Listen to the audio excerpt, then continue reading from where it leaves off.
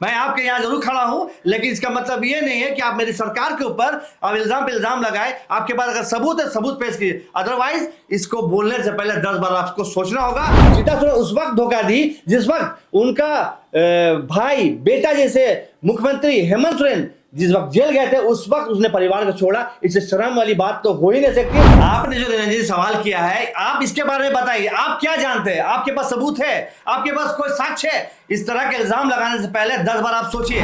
झारखंड की राजनीति पर चर्चा हो और सीएम हेमंत सोरेन, शिबू सोरेन, सीता सोरेन पर बात ना हो, ऐसा हो नहीं सकता। आज इसी विषय पर हम आज चर्चा करेंगे। हमारे साथ उदय चौहान सहयोगी हैं, निरंजन जी भी सहयोगी हैं, लेकिन जेएमएम नेता फरीद खान भी हमारे साथ मौजूद हैं। आज हम सीधे इनसे सवाल करेंगे कि झारखंड में क्या कुछ चल रहा है, और वह सवाल होगा हेमंत परिवार को लेकर और खास कर झारखंड की राजनीति को लेकर। फरीद जी, सीधा सवाल आपसे रहेगा कि सीता सोरेन जी ने अपने पोस्ट में पिंड कर रखा है कि जेल का ताला इतना मामूली ताला है क्या जो हर दिन टूटता रहेगा। यानी कि अपने जो कुनबा है, जिस पार्टी से वो थी, निकलकर भारतीय जनता पार्टी में आई और सीधे तौर पर हेमंत सोरेन को ही टारगेट कर रही है। आप लोग ऐसा क्या कर देते हैं कि झारखंड मुक्ति मोर्चा के जो विधायक है भारतीय जनता पार्टी में आते हैं, ऐसा हमलावर होते हैं कि लगता है कि झारखंड की राजनीति में भूचाल आ जाएगा। सबसे पहले तो विशाल, आपके चैनल को नमस्कार करता हूं जी। तमाम आपके जो सहयोगी उनको भी मेरे साथ आज जुड़े हुए हैं, चलिए इनके लिए धन्यवाद। आपने एक सवाल किया कि क्या ऐसी बात है कि जो झारखंड मुक्ति मोर्चा को छोड़ के जाते हैं, हेमंत सोरेन को छोड़ के जाते हैं, गुरुजी को छोड़ के जाते हैं जी, और बीजेपी में जाने के बाद क्यों ऐसा हमला करने लगते हैं जी। तो बीजेपी के पास भी कोई मुद्दा नहीं है। बीजेपी ऐसे ही लोग को बोलती है, लाते हैं जिसके पास कोई मुद्दा नहीं है, बोलने के लिए लाया जाता है कि आप बोलिए, आप सिर्फ उसमें लांछन लगाइए। जेल का ताला इतना मजबूत नहीं था कि हेमंत सोरेन को रोक सके। एक गलत फहमी में, एक गलत तरीका से बीजेपी और केंद्र जो फंसाया गया था उनको, तो वो जेल का ताला इतना मजबूत था उनको रोक दिया। सलाखें इतना मजबूत नहीं थी कि उनको रोक दे। रहा सीता सोरेन की बात, तो सीता सोरेन जब हमारी सोरेन परिवार, हमारे गुरुजी की बहू और हमारे हेमंत भैया की भाभी है और वो आज बोलने लगी है, तो कोई बहुत बड़ी बात नहीं है। बीजेपी में जाने के बाद लोगों का जो लोग उसको, वहां के जो नेता क्या मिर्चा खिला देते हैं, लगता तो ऐसी बात है कि उनको ऐसा क्या मिलता है कि सिर्फ उनको हेमंत सोरेन दिखते हैं। निरंजन, सवाल आपका रहेगा बर जी, पूछिए, आप पूछिए इनसे, दागिए सवाल। हाँ। फरीद जी, आपने कहा कि जेल का ताला इतना मजबूत नहीं था कि हेमंत सोरेन को जेल के अंदर जो है वो बांध के रख सके, उनको कैद करके रख सके।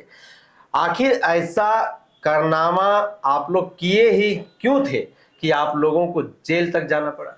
ऐसा है ना निरंजन भारती जी, ये सवाल आपने पूछा और इसका जवाब मैंने कई बार दिया है कि आपको ये मालूम होना चाहिए कि बीजेपी जो सरकार है उसके पास मुद्दा कुछ नहीं है। हमारे जो माननीय मुख्यमंत्री हेमंत सोरेन को जो जिस तरह से 8.5 एकड़ जमीन के बाबत में फंसाया गया था, आप भी जानते हैं, तमाम पत्रकार जो है महोदय लोग, आप लोग सब है, सब जानते हैं कि कितना षड्यंत्र रचा गया था। जिस तरह से वो काम करना शुरू किए थे, तो इस तरह उन लोगों को लगा कि ये तो पूरा झारखंड को अपने कब्जे में कर चुका है। ऐसा ना हो कि आने वाले दिन में बीजेपी का यहाँ जो सफाया हो जाए, बीजेपी को जानने वाले लोग ना मिले, कोई पहचानने वाला ना हो, तो ये जो षड्यंत्र कर उसको फंसाया गया था। और रहा बात है कि ऐसा कोई काम झारखंड मुक्ति मोर्चा नहीं करता है। और सबसे बड़ी बात मैं आपको बता दूं, वो ऐसे मुख्यमंत्री है कि गलत तो छोड़ दीजिए, आपने देखा होगा कि एक एक चीज वो लोगों के लिए करते हैं, दिन रात मेहनत करते हैं कि हमारे झारखंड के लोग, चाहे वो युवा हो, चाहे बुजुर्ग हो, चाहे महिला हो, किस तरह किसको कैसा बेनिफिट हो, किसको कितना फायदा मिले, इस बारे में हमेशा दिन रात ये सोचते हैं। आपने देखा होगा 5 महीना कुछ दिन उनको रखा गया है जेल में, उसके बावजूद भी वो यही चीज सोच रहे थे कि मैं अगर जैसे आऊंगा, ये जो 5 महीने का जो कार्यकाल जो उनका छूट गया था, कैसे उसको निभाने के जल्द से जल्द उस चीज को पूरा करने का काम वो तत्पर हो गया और करने लगे। आपने देखा कि जेल से आने के बाद वो तमाम योजना को लागू कर दिया, तमाम योजना निकाल दिए कि आने वाले तमाम पीढ़ी को इसका लाभ हमेशा मिलता रहे। जी उदय जी, अगला क्वेश्चन आपका रहेगा। भाजपा का आरोप है रफीक जी कि जेएमएम जो है पति पत्नी की पार्टी है, और न तो दादा को सम्मान दे पाई और न भाभी को सम्मान दे पाई। मुझे तो लगता है ना कि भाभी तो सम्मान के लायक नहीं थी। अगर सम्मान के लायक होती तो सबसे पहली बात है कि अपने घर परिवार को छोड़ कर नहीं जाती। आज भी हम लोग उनको भाभी बोलते हैं तो ये उनके लिए बहुत बड़ी बात है, और हम लोग के लिए भी ये बात है कि आज भी हम लोग उनको भाभी बोल रहे हैं, लेकिन जिस शब्द का वो इस्तेमाल कर रहे हैं वहां जाने के बाद, इस चीज उनको शर्म आना चाहिए। किस परिवार से वो बिलोंग करती है और किसकी धर्मपत्नी रह चुकी है। एक ऐसे क्रांतिकारी नेता रह चुके हैं दुर्गा सोरेन, उनकी पत्नी है, सोरेन परिवार से आती है। उनको ये सोचना चाहिए एक लफ्ज बोलने से पहले कि अब किसके बारे में बोल रही है, एक सोरेन परिवार के। यार कौन ऐसा है जो आपने कहा कि ये मैंने पार्टी सोरेन परिवार का रह गया, तो ये सोच गलत है। ये पार्टी तमाम लोगों की, तमाम झारखंड के लिए है, तमाम लोगों के लिए। आपने देखा कि जिस तरह से बीजेपी वाले एक एक करके जितने अपने बड़े नेता हैं, अमित शाह से लेके शिवराज सिंह चौहान से लेके आपके जितने छोटे से लेके बड़े नेता को भेजने का काम कर रहे हैं, ताकि वो एक आदमी, सिर्फ एक आदमी, किसको, हेमंत सोरेन। इतना घबरा गई है बीजेपी, इतना डर गई है कि एक आदमी के लिए बीजेपी पूरा लाइन लगा दी है अपने नेताओं की कि किस तरह से उनको यहां से हटाने का काम करे।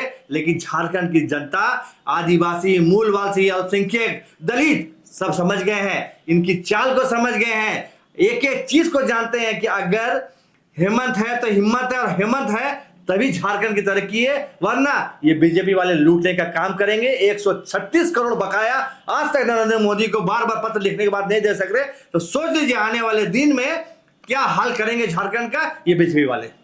फरीद जी, सीता सोरेन जी हो या चंपाई सोरेन जी हो, कई वर्षों तक झारखंड मुक्ति मोर्चा की सेवा की है, काफी करीब से झारखंड मुक्ति मोर्चा को जानते हैं। आज भारतीय जनता पार्टी में शामिल हो गए और सीधा आरोप आप पर क्या लगता है? भ्रष्टाचार का आरोप लगता है। आप लोग बांग्लादेशी घुसपैठियों को संरक्षण देने का काम करते हैं, ये आरोप आप लोग पर लगता है। ट्रांसफर पोस्टिंग कराने का आरोप लगता है। उन लोग काफी बेहतर तरीके से जानते हैं, आप लोगों को करीब से देखे हैं, तभी तो आप पर आरोप लगा रहे हैं।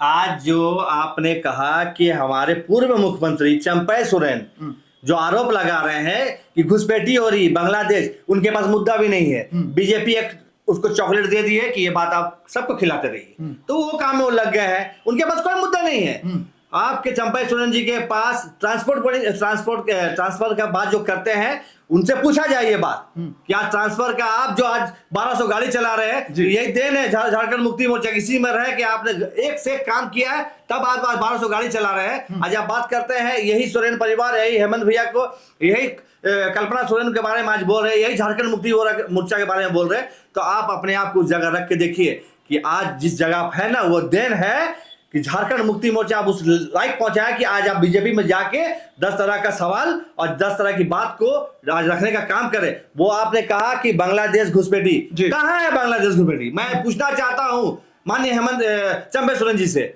आप एक को पकड़ के दिखाइए, एक को निकाल के। बोलने से नहीं, जुमलेबाजी का काम बीजेपी का, ये भी जाके वो जुमलेबाजी करने लगे। अरे आप पकड़िए ना भाई, आपने कहा लव जिहाद के पर पकड़ाइए, दिखाइए, सबूत कीजिए, सबूत पेश कीजिए, और नहीं तो इस तरह की बात बोलने से पहले 10 बार सोचिए। युवाओं के भविष्य के साथ आप लोगों ने खिलवाड़ किया है, इस बात को आप लोग स्वीकारते हैं। उन लोगों को आपने बड़े बड़े सपने दिखाए, प्रत्येक वर्ष 5 लाख नौकरी देने का आप लोगों ने वादा किया था, बेरोजगारों को बेरोजगारी भत्ता देने का आप लोगों ने वादा किया था, और आपके सरकार के कार्यकाल में जितनी भी परीक्षाएं हुई है, उन तमाम परीक्षाओं को कहीं ना कहीं बेचा गया है, और मोटा पैसा लेकर के बेचा गया है, और सीटों को जो है कहीं ना कहीं उलझा करके रखा गया, और तमाम परीक्षाएं जो है वो रद्द हो गई है। क्या यह जो सरकार है केवल और केवल मैनिफेस्टो को झूठे के तौर पर लोगों के सामने प्रेजेंट किया था, और लोगों के युवाओं के भविष्य को अपने पैरों तले रौंद करके 5 वर्ष जो है सत्ता में काबिज रहा? आपने जो निरंजन जी सवाल किया है, आप इसके बारे में बताइए, आप क्या जानते हैं? आपके पास सबूत है? आपके पास कोई साक्ष्य है? इस तरह के इल्जाम लगाने से पहले 10 बार आप सोचिए। मैं आपके यहाँ जरूर खड़ा हूं, लेकिन इसका मतलब ये नहीं है कि आप मेरी सरकार के ऊपर अब इल्जाम पे इल्जाम लगाए। आपके पास अगर सबूत है, सबूत पेश कीजिए, अदरवाइज इसको बोलने से पहले 10 बार आपको सोचना होगा। आपने जो लालछन लगाया, आपने देखा होगा कि जिस तरह आप लोगों ने युवाओं को रोजगार दिया, आप लोगों ने बेरोजगारी भत्ता दिया। आपने क्या चीज देखा, क्या नहीं दिया? जो 5 साल का कार्यकाल में 2 साल आपने देखा कोविड में पार गया, उसके बाद बीजेपी की जो केंद्र की सरकार है, बीजेपी की जो नेता है अस्थिर, हमारे झारखंड मुक्ति मोर्चा या हमारे झारखंड मुक्ति मोर्चा के जो झारखंड के जो मुख्यमंत्री है, उसको अस्थिर रहने का देने का दे ही नहीं सके। जब वो कुछ करते तब ना उनको जेल भेजने का काम किया, उनको कुछ ना कुछ प्रॉब्लम हुआ। तो ये है ना निरंजन जी, इसके बारे में आप जान लीजिए। और रहा बात नौकरी और जितना भी, तो एक एक चीज हमारे हेमंत भैया सब चीज देंगे, लेकिन ये बीजेपी वाले और आप जैसे पत्रकार लोग हम लोग को स्थिर रहने नहीं देते। यही वजह है कि आज हमारी सरकार जो कुछ अच्छा काम करती है उसको आप नहीं दिखाते, लेकिन गलत चीज को पकड़ के उन लोगों तक पहुंचाने का काम आप लोग जैसे मीडिया वाले और बीजेपी वाले, बीजेपी के नेता कर रहे हैं। जी उदय जी, आपका सवाल। अगर ईमानदार थे हेमंत सोरेन तो उसको ईडी ने उनको क्यों भेजा जेल, उनको बताइए। उनके पास केंद्र सरकार ने और बीजेपी वाले इतने डर गए थे, उनके पास कुछ नहीं था। उनको यह चीज समझ में आ गया था कि अगर हेमंत सोरेन को रोका नहीं जाए तो आने वाले कई वित्तीय वर्षों, कई वर्षों तक, ये तो 5 साल नहीं 5, 10 साल, 15 साल तक इनको हटाना मुश्किल हो जाएगा। तो इनकी छवि को खराब किया जाए, तब उनके पास ईडी सीबीआई भेज दिया गया ताकि इनको फंसाया जाए। अरे भाई मेरे, आपके पास जिस तरह हमारे निरंजन जी के पास कोई साक्ष्य नहीं है, ये तो बोल दिए, उसी तरह बीजेपी वाले के पास कोई साक्ष्य नहीं था, ईडी के पास नहीं, तब ना उनको बाजियत बरी कर दिया गया। आज उनके पास किसी चीज का, चाहे सुप्रीम कोर्ट है, हाई कोर्ट है, कोई भी उनके पास एलिगेशन नहीं है और उनको क्लियर कर, उनको छवि को साफ सुथरा करके उनको बाइज्जत बरी कर दिया गया। हरी जी, आखिरी प्रश्न आपसे रहेगा कि राजनीतिक गलियारों में चर्चा चल रही है कि जो अपने परिवार को समेट कर नहीं रख सका, जो अपने संगठन को समेट कर नहीं रख सका, वो झारखंड को क्या समेट कर रखेगा? अरे ये तो आपकी सोच है, ये आपकी सोच है, आप सोच रहे हैं, लेकिन आप जाके देखिए, एक एक जगह देखिए कि आपने कहा परिवार, किस परिवार की बात करते हैं? वो परिवार, सोरेन परिवार एक ऐसा परिवार है जिसको तोड़ने के लिए हर किसी को सोचना पड़ेगा। लेकिन सीता सोरेन जो ऐसी एक महिला है, जो ऐसी एक सोरेन परिवार आती है, उनको तो ये सोचना चाहिए। और उसने सीता सोरेन उस वक्त धोखा दी जिस वक्त उनका भाई बेटा जैसे मुख्यमंत्री हेमंत सोरेन जिस वक्त जेल गए थे, उस वक्त उसने परिवार को छोड़ा। इससे शर्म वाली बात तो हो ही नहीं सकती। सोरेन परिवार का उनको अंश नहीं अगर रहता तो वो ये काम कभी नहीं करती। अरे जी, स्थानीय नीति का क्या हुआ? आदिवासियों को लिए आप लोगों ने सरना धर्म कोड का जिक्र किया था अपने मैनिफेस्टो में। कहा था आप लोगों ने कि मेरी सरकार बनती है तो पहले ही कलम की पहली सदन में जो है झारखंड वासियों को स्थानीय नीति देने का हम काम करेंगे। 5 वर्ष का कार्यकाल जो है आप लोगों का खत्म होने वाला है, फिर से झारखंड में विधानसभा का चुनाव। तो क्या केवल यह एक झांसा था? आप लोगों ने यह झूठा वादा किया था झारखंड वासियों से? देखिए, सरना कोड की बात जो है हमेशा से बोल रहे हैं हेमंत भैया, आपने देखा होगा ये केंद्र से पारित होता है, केंद्र को बार बार बोला जा रहा है। आपने देखा होगा, सुना भी होगा, बार बार हमारे तमाम नेता, चाहे वो जो भी हो, आपकी झारखंड मुक्ति मोर्चा जो भी नेता है जी, वो वो हमेशा बोल रहे हैं, केंद्र को बोल रहे।